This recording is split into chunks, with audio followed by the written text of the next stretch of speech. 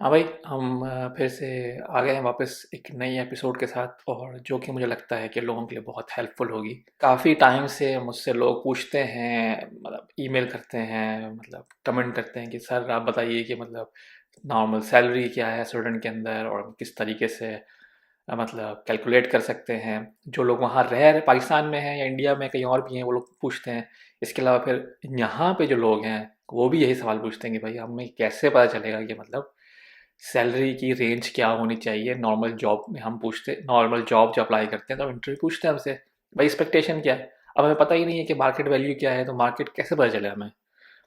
तो उनका दूसरा ये होता है कि यार अगर हम किसी से पूछते हैं या स्टूडेंट लोगों से या किसी से पूछते हैं जॉब जो कर रहे हैं, वो लोग बताते नहीं हैं। और बिल्कुल सही बात है ये कि सैलरी जो है वो स्टूडेंट के अंदर बहुत ही एक प्राइवेट चीज़ है जो लोग बताते नहीं हैं। जो लोग मतलब सारी बातें कर लेंगे लेकिन सैलरी नहीं बताते। और आई थिंक दूसरे कंट्रीज में भी ऐसा होता है, लेकिन स्टूडेंट में कुछ ज़्यादा ही है ऐसा। तो बड़ा मुश्किल हो जाता है जज करना कि यार मेरी जो इस वक्त करंट जो चल रहा है, क्या चल रही है मार्केट ना सैलरीज के अंदर।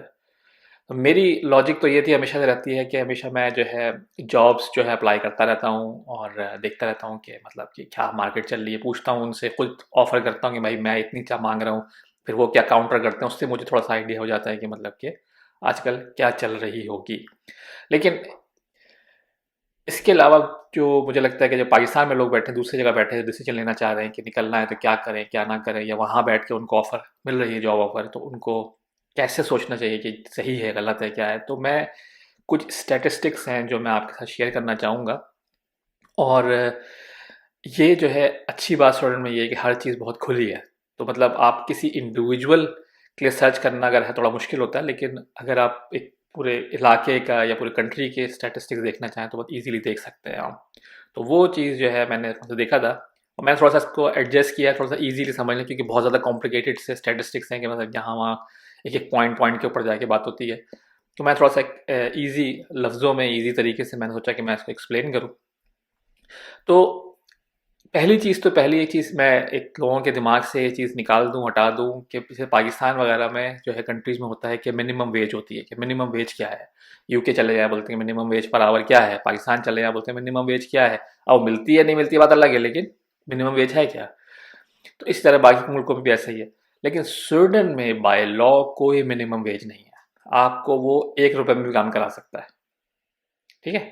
ये एक एक एक चीज़ है जो मैं क्लियर कर दूं कि मिनिमम वेज क्या है। मिनिमम वेज कुछ भी नहीं है स्टूडेंट के अंदर। इसका मतलब ये नहीं कि लोग 1 रुपये में काम कर रहे हैं या 1 करोड़ में काम कर रहे हैं, ऐसा ऐसा बिल्कुल नहीं। यहाँ पे यूनियन जो है वो बहुत स्ट्रांग है। तो हर करेक्ट हर चीज़ की हर फील्ड के अंदर उसकी यूनियन है, जिसके आप मेंबर बन जाते हैं। अगर नहीं मेंबर बनते तो कंपनी मेंबर होती है। तो वो जो है उस स्टैंडर्ड को फॉलो करते हैं कि जो उनका स्टैंडर्ड है कि भाई 100 crore per hour 200 crore per hour जो भी उनका बनता है, वो उसको फॉलो करते हैं। यूनियन के लॉ को, यूनियन के स्टैंडर्ड को फॉलो करते हैं। तो ये एक चीज़ मैं क्लियर कर दूं कि मिनिमम वेज कुछ नहीं है स्टूडेंट में। इसके अलावा ये कि आप यूनियन के फॉलो करते हैं तो यूनियन बताती है आपको सारी कंपनीज को। होटल हो गया, रेस्टोरेंट्स हो गए, अलग अलग फील्ड्स हैं तो उसमें खैर। तो अब चलते हैं मेन मुद्दे की तरफ, मेन चीज़ की तरफ कि मतलब यार कि जो यहाँ पे एवरेज सैलरी क्या है। यार एवरेज सैलरी निकालना बड़ा मुश्किल काम है। निकालना इसलिए मुश्किल काम है क्योंकि अब एवरेज जो है सैलरी स्टार्ट होती है यहाँ पे, अगर नॉर्मल देखी जाए तो 19-20 हज़ार से लेके 3-4 लाख 5 लाख भी चली जाती है भाई। तो उसका एवरेज निकालना बड़ा मुश्किल काम है। तो इसलिए मैं थोड़ा सा सोचा था कि थोड़ा डिवाइड करूँ इसको और देखूँ कि मतलब कि एक सैलरी रेंज जो है उसमें कितने लोग आते हैं। तो जो यहाँ पे बहुत ही नॉर्मल रेंज जो है सैलरी का, वो स्टार्ट होता है तकरीबन 19 हज़ार से लेके आपका 45,000 क्राउन तक का। जो एक नॉर्मल रेंज है, इसको भी 200 में डिवाइड कर लेते हैं। 200 में डिवाइड इसलिए कर लेते हैं कि क्योंकि बहुत से लोग कंफ्यूज हो जाते हैं छोटी जॉब्स के लिए। छोटी जॉब्स मतलब ये हो गया कि रेस्टोरेंट में काम करते हैं, डिलीवरी का काम करते हैं, बहुत सारे छोटे काम है ना। कंस्ट्रक्शन में काम कर रहे हैं तो होती है चीज़ें, सैलरी कम होती है वहाँ पे।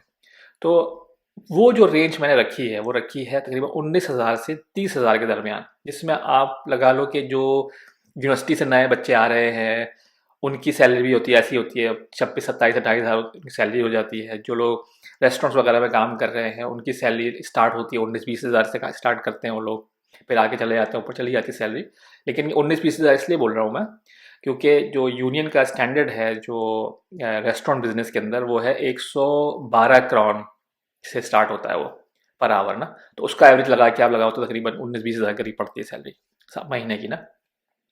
तो अब उसको नज़र में रखते हुए आप देखो 30 हज़ार तक आप जाते हैं, वो सारी जॉब्स जो कि है स्टार्टर्स जॉब्स होती हैं, जिसमें स्टार्टिंग आप करते हैं, किसी भी चीज़ में स्टार्ट किया आपने, यूनिवर्सिटी से आगे स्टार्ट किया है, छोटी छोटी मतलब जॉब्स हैं, इवन ये कि कस्टमर सर्विस की जॉब्स हो गई, गवर्नमेंट लेवल पे जॉब्स हो गई। तो उसमें सब में जहाँ तक आप पहुँच जाते हैं 30 तक में आपके जो है, जो लोग आते हैं 30% लोग जो हैं वो लोग इसमें इस क्राइटेरिया में आते हैं। लेकिन जब 30 से 45 में इंक्रीज होती है, 30 से लेकर 45 का जो ब्रैकेट है, वो ब्रैकेट में मेरे हिसाब से 40% लोग आते हैं। 40% इसलिए आते हैं कि इसमें सारे वो लोग आ जाते हैं जो कि या तो अपनी सेकंड थर्ड जॉब पर हो जाते हैं, आ जाते हैं, उनकी सैलरी इंक्रीज हुई होती है, उनके लिए थोड़ी अच्छी आईटी की जॉब कर रहे हैं, या डॉक्टर्स हैं, या कुछ हैं जो स्टार्टिंग डॉक्टर्स हो गए।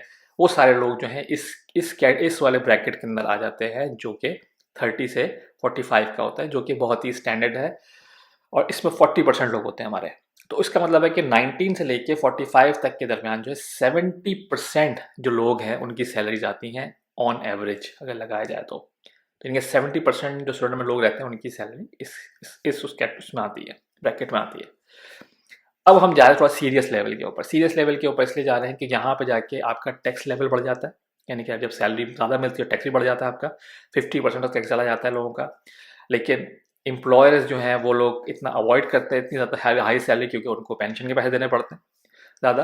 तो ये बहुत सारी चीज़ें हैं जो कंसिडर की जाती हैं उस वक्त ना, क्योंकि फिर आपकी जो पेंशन जाती है वो बेस सैलरी पे जाती है, तो वो एम्प्लॉयर को देनी है। इसके अलावा एम्प्लॉयर जो है एक्स्ट्रा एम्प्लॉयर पेंशन भी देता है, तो वो भी ऊपर चली जाती है, परसेंटेज बढ़ जाती है उसकी। तो इसलिए ये जो है ना, अब यहाँ से जो सीरियस शुरू हो जाता है तकरीबन 45 के बाद से। जो 45 के बाद से जब शुरू, ये जो क्राइटेरिया 45 से 60 तक का मैंने रखा है। मैं रखा क्या है, मतलब जो मैंने देखा है, जो एवरेज लगाया मैंने, तो उसके अंदर 16% तकरीबन लोग आते हैं जो इस जो है क्या कहते हैं रेंज के अंदर आते हैं। 45,000 ग्राउंड से लेके 60,000 ग्राउंड पर मंथ में 19% लोग आते हैं। इसमें ये होता है कि ये वो लोग हैं ज़्यादातर जो लोग अच्छी पोजीशन में बैठे हुए हैं, अच्छी जॉब्स कर रहे हैं, मतलब आईटी में जॉब कर रहे हैं, या डॉक्टर्स हैं, या इंजीनियर्स हैं, या कंपनी में अच्छी पोस्ट पे बैठे हैं। अच्छी पोस्ट से मतलब ये हो गया कि मतलब एक डिपार्टमेंट चला रहे हैं। और अगर आप गवर्नमेंट जॉब कर रहे हैं तो इसका मतलब है कि वो यहाँ इस रेंज के अंदर गवर्नमेंट जॉब के अंदर आपको एक डिपार्टमेंट या मैनेजर हो गया, या आपको काफ़ी लोगों को मैनेज करना, उस लेवल पर जॉब चली जाती है ये सैलरी। लेकिन प्राइवेट सेक्टर के अंदर ये चीज़ थोड़ी सी, ये उन कैटेगरी में आती है जो एक्सपीरियंस लोग हैं, 45 से लेके 60 तक। और ये जो है कैटेगरी, इसमें आना जो है थोड़ा सा जंप इन करना बड़ा मुश्किल होता है शुरू में, जब आप 45 से पुश करते हैं ना आगे आने में, 45,000 से पुश करते हैं 45 के ऊपर आने में थोड़ा सा मुश्किल होता है। सारे के एम्प्लॉयर्स को हर एक को मुश्किल हो रही होती है, पैसे ज़्यादा देने पड़ते हैं।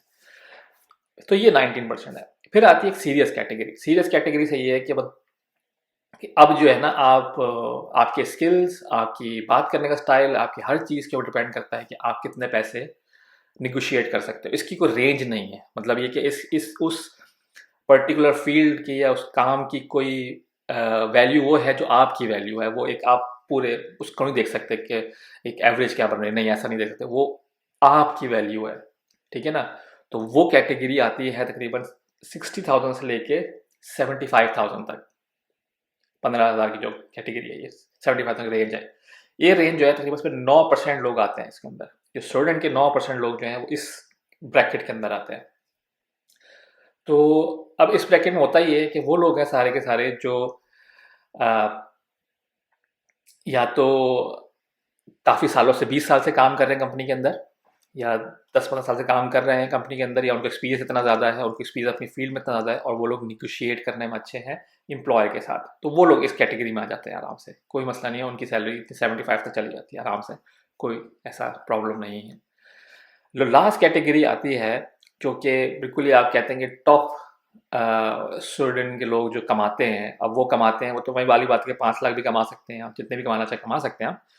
लेकिन जो टॉप स्टार्टिंग होती है कैटेगरी वो स्टार्ट होती है एवरेज के लिहाज से 75 प्लस, 75,000 से लेकर प्लस जितनी भी अमाउंट है आगे की, वो 2% लोग हैं खाली स्टूडेंट में से जिनको इतनी सैलरी मिलती है। तो मैंने एनालाइज किया और देखा है उसमें आपके सारे सीईओज हो गए, आपके सारे बड़ी बड़ी कंपनीज के हेड हो गए, सब कुछ जो जो आते हैं सारे, उनकी सैलरी हो सकती है 5 लाख हो, 3 लाख हो, जो भी है मतलब।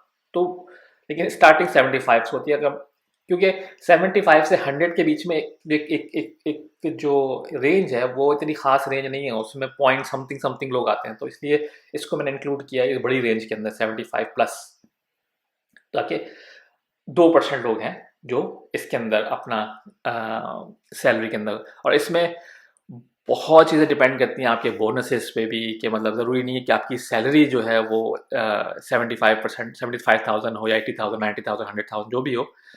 डिपेंड करता है कि बोनसेस कितने हैं, डिपेंड करता है कि आपकी फॉर एग्जांपल आपको गाड़ी की फैसिलिटी मिली हुई है, आपको बहुत सारी चीज़ें जो मायने रखती हैं चीज़ों के अंदर। क्योंकि यार 45,000 क्राउन के बाद टैक्स इतना ज़्यादा हो जाता है कि लोग बोलते हैं कि यार मेरे, अगर मैं 1 करोड़ लूँगा तो उसमें से खाली मुझे 50 करोड़ 50 पैसे मिलेंगे मुझे, अगर 100 करोड़ लूँगा मैं तो 50 करोड़ मिलेंगे मुझे, 50% चली जाएगी मेरे पास से, तो कोई फ़ायदा। तो ऐसे लिए मैं बेनिफिट्स ले लूँ, तो इसलिए जो है ये कैटेगरी थोड़ी सी डिफरेंट है। तो इस कैटेगरी में आने के लिए आपको बहुत ज़्यादा क्वालिफाइड होना चाहिए, आपके पास बहुत एक्सपीरियंस होना चाहिए। लोगों के पास एक्सपीरियंस है, 25-30 साल का एक्सपीरियंस है, लोग बैठे हुए वहाँ पे काम कर रहे हैं और उनको ये सैलरीज मिल रही हैं। और या तो फिर वो लोग अपने खुद कंपनीज रन कर रहे हैं जिनका अपना बिजनेस बहुत बड़ा है, तो वो लोग रन कर रहे हैं इस तरह के। डॉक्टर्स हो गए, पायलट्स हो गए, डॉक्टर्स में वो डॉक्टर्स जो क्वालिफाइड बड़े डॉक्टर, हेड डॉक्टर्स होते हैं, उनकी बात कर रहा हूँ मैं। तो वो लोग हो गए, उनको सैलरीज मिलती है। तो मतलब ये मतलब बहुत ही हाई लेवल पे आप चले जाते हैं। तो जो लोग इस लेवल पे बैठे हुए हैं वो, उनके लिए पीछे आना बहुत मुश्किल काम है। मेरे ख्याल में अगर जहाँ आपने 60 क्रॉस करते हैं ना, 60,000 क्रॉस, जो सेकंड लास्ट वाला जो हमारी कैटेगरी 60,000 वाली कैटेगरी, 60,000 जैसे ही आपने क्रॉस करते हैं तो आपके लिए पीछे जाना बहुत मुश्किल होता है। आपके लिए जॉब मार्केट बहुत थिन हो जाती है, क्योंकि आप अब यूज टू जाते हैं एक सैलरी से, फिर आपको वही सैलरी चाहिए। लेकिन जॉब मार्केट में वो जॉब सैलरीज अवेलेबल नहीं है, क्योंकि आप सोचें आपका सिर्फ और सिर्फ 20% चांस है उस तरह की जॉब ढूंढने का जो ये चीज़ पे कर सके सैलरी आपको इस रेंज में। तो इसलिए जब आप ये डिसीजन लेते हैं कि आगे जाने का, तो आपको बहुत सोच समझ के डिसीजन लेना है कि यार वाकई मैं अपने खर्चे बढ़ा लूँगा आगे जाके, तो मैं ये सैलरी एक्सेप्ट करूँ हाई सैलरी, या मैं नहीं, मैं छोटी सैलरी देखूँ ताकि मेरे पास एक रेंज रहे हमेशा से। क्योंकि यहाँ पे, क्योंकि टैक्स की वजह से आपको इतना कोई फ़र्क पड़ता नहीं है, बस ये कि आपके दिमाग में साइकोलॉजी हो जाता है कि यार मैं 70,000 पहले ले रहा था, तो अब मैं आगे जाऊँगा 80,000 पे जाऊँगा, बनस्बत इसके मैं 60,000 पे जाऊँ। लेकिन अगर आप 60,000 बैठे हैं तो फिर आपके लिए 1-2 हज़ार बढ़ना भी बहुत बड़ी बात होती है। बोलते हैं हाँ ठीक है, ओके फाइन, आप खुशी खुशी चले जाएंगे, कोई मसला नहीं है। तो मेक श्योर करें कोई भी जॉब चेंज करने से पहले, डिसीजन लेने से पहले, कोई भी सैलरी नेगोशिएशन से पहले आप इन चीज़ों को कंसिडर करें कि आपका फ्यूचर क्या प्लान क्या है। फ्यूचर को आपको सिर्फ इसको टेस्ट करने जा रहे हैं जॉब को, या इसको सिर्फ आप वाकई में ये जॉब आपको करनी है, तो ही आप सैलरी इंक्रीमेंट लें। क्योंकि ये बहुत ही डेंजरस सिचुएशन आ जाती है जब आप बहुत हाई सैलरी में चले जाते हैं। तो केयरफुल। और अब आपको रेंज पता चल गई है। मैंने ये सारी रेंज जो है सारी फील्ड्स को इंक्लूड करी है मैंने, इसमें कोई भी ये नहीं कि डॉक्टर अलग, इंजीनियर अलग, या सफाई करने वाला अलग, डिलीवरी वाला नहीं। मैंने सबको इंक्लूड करके इसके अंदर मैंने ऐड किया है और फिर मैंने निकाली थी। तो होपफुली आप लोग कुछ हेल्प होगी इस चीज़ से कि किस तरीके से सैलरी रेंज चल रही है स्टूडेंट के अंदर। और बार बार मैं ये कहूँगा, प्लीज़ अंडरस्टैंड करें, स्टूडेंट में कोई मिनिमम वेज नहीं है। तो लोग जो है बहुत से लोग कंफ्यूज करते हैं, बोलते हैं कि यार वहाँ तो कोई मिनिमम वेज नहीं है, तो वहाँ तो बिल्कुल कम पैसे मिलते होंगे। लोग झूठ बोलते हैं, बहुत सारे लोग कहते हैं कि नहीं यार हमारी सैलरी बहुत कम है, हमारी तो सिर्फ हाथ में सिर्फ 10,000 आते हैं महीने के, और ये होता है।